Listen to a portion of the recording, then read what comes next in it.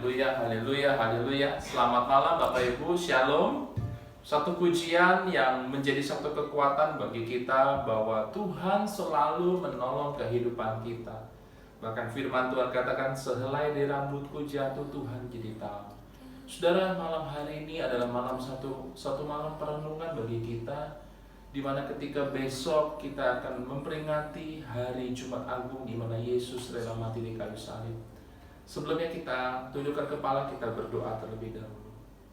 Bapa, terima kasih Tuhan, malam hari ini kami mengucap syukur kalau kami diberi kesempatan, kami boleh memperingati besok untuk hari Jumat Agung, di mana Yesus mati di kayu salib untuk menebus dosa kami.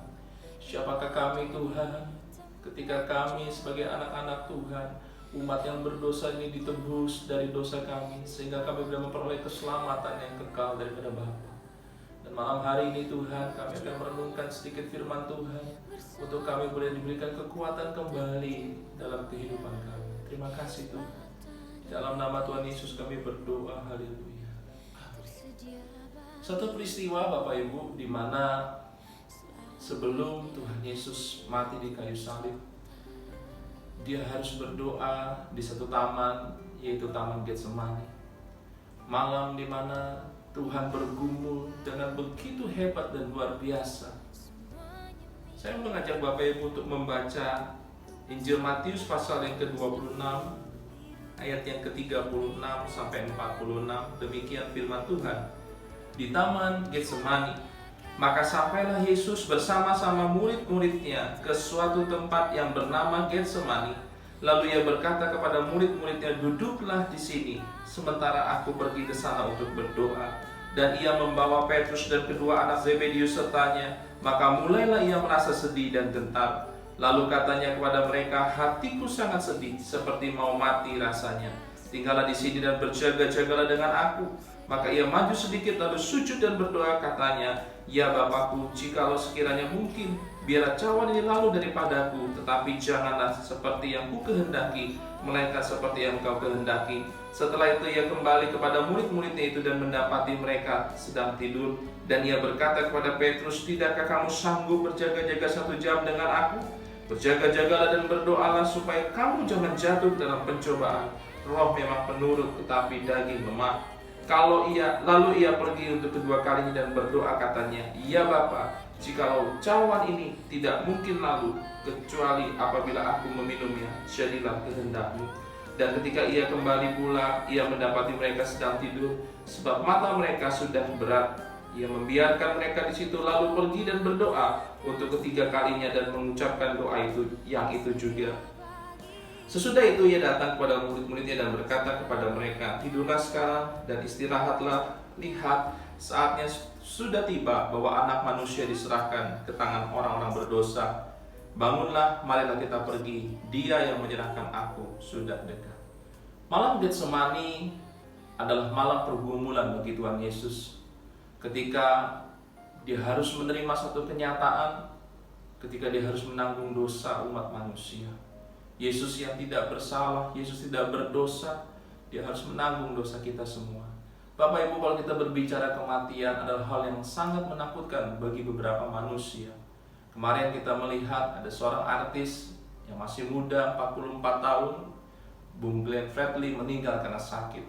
Kematian tidak bisa tahu kapan waktunya. Tetapi ketika Yesus harus menggenapi kehendak Bapa untuk menyelamatkan kita sebagai umat manusia, di dalam pergumulannya Yesus berdoa sampai 3 kali. Saudara, apa yang bisa kita pelajari dari peristiwa Taman Getsemani? Siapa sih manusia yang gak pernah takut? Siapa sih manusia yang gak pernah punya pergumulan? Siapa sih manusia yang tidak pernah ada masalah? Bahkan firman Tuhan katakan Yesus sampai ketakutan. Ayat ke-38, hatiku sangat sedih seperti mau mati rasanya. Saudara, Yesus berdoa 3 kali. Ya Bapa, kalau boleh, jikalau sekiranya mungkin, biar cawan ini lalu daripadaku, tetapi janganlah seperti yang ku kehendaki. 3 kali Yesus berdoa, dan Bapa tetap menjalankan misinya, yaitu menyelamatkan umat manusia. Saudara, ketika engkau mengalami rasa takut, dalam menghadapi setiap pergumulan hidupmu hari-hari ini. Ketika kau pun sudah berdoa, tetapi Tuhan tidak menjawab doa sesuai dengan keinginan hatimu, engkau harus menang atas perasaan takutmu. Yesus menang 3 kali dia berdoa sampai pada akhirnya, kehendakmu yang jadi ya Bapa. Dan kita tahu endingnya besok kita memperingati hari Jumat Agung di mana Yesus di kayu salib. Hari-hari ini ketika kau sudah mengalami ketakutan, ketika kau sudah mengalami pergumulan, mari kita sama-sama belajar. Bukan kehendakku yang jadi, tetapi kehendakmu yang jadi Tuhan. Meskipun rasanya berat, Yesus harus mati di kayu salib, bahkan disiksa, bahkan dicemooh, bahkan disalib sampai mati. Tapi Yesus tetap bisa menang. Inilah saudara yang dapat kita pelajari. Menanglah atas rasa takut itu. Menanglah dalam pergumulan. 3 kali Yesus berdoa, 3 kali juga Allah tidak menjawab seperti apa yang Tuhan kehendaki. Kalau hari ini kau masih berdoa untuk masalahmu, untuk pergumulan, mungkin Tuhan belum menjawab seperti apa yang kau kehendaki. Tapi belajarlah hari ini. Jadilah Tuhan seperti yang kau kehendaki, bukan yang aku kehendaki. Maka ketika engkau akan melihat satu pembelaan Tuhan yang luar biasa, kekuatan Tuhan yang luar biasa, engkau bisa menang dan bahkan kau mengalami masalah. Besok kita persiapkan hati. Saat ini kita masih berpuasa, menghayati bagaimana Yesus dalam masa-masa sengsaranya. Yesus pun menghadapi ini sendirian. Firman Tuhan katakan murid-muridnya tertidur. Murid-muridnya mengalami suatu kelelahan yang luar biasa. Tapi Yesus bisa menghadapinya. Anda dan saya juga bisa menghadapi, karena Yesus ada bersama dengan kita.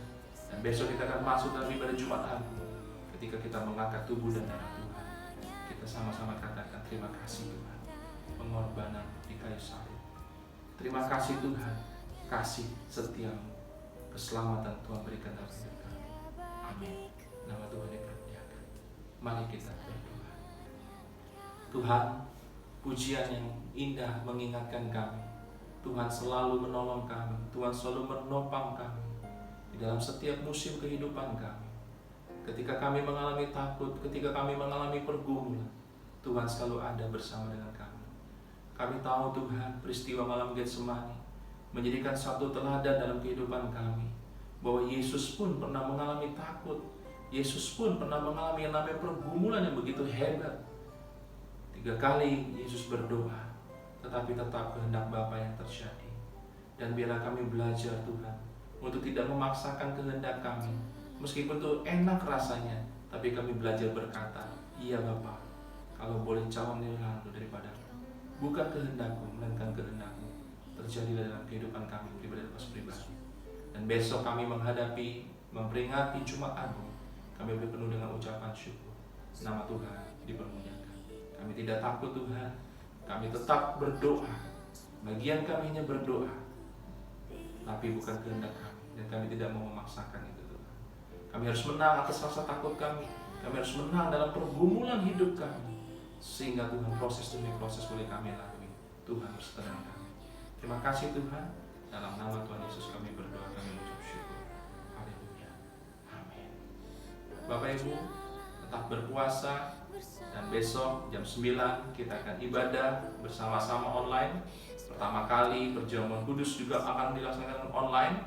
Dan Bapak Ibu mohon roti dan anggur perjamuan yang sudah dibagikan, kita boleh bersama-sama mengucap syukur atas pengorbanan Yesus. Nama Tuhan dipermuliakan. Selamat malam, selamat beristirahat, Tuhan memberkati. Shalom.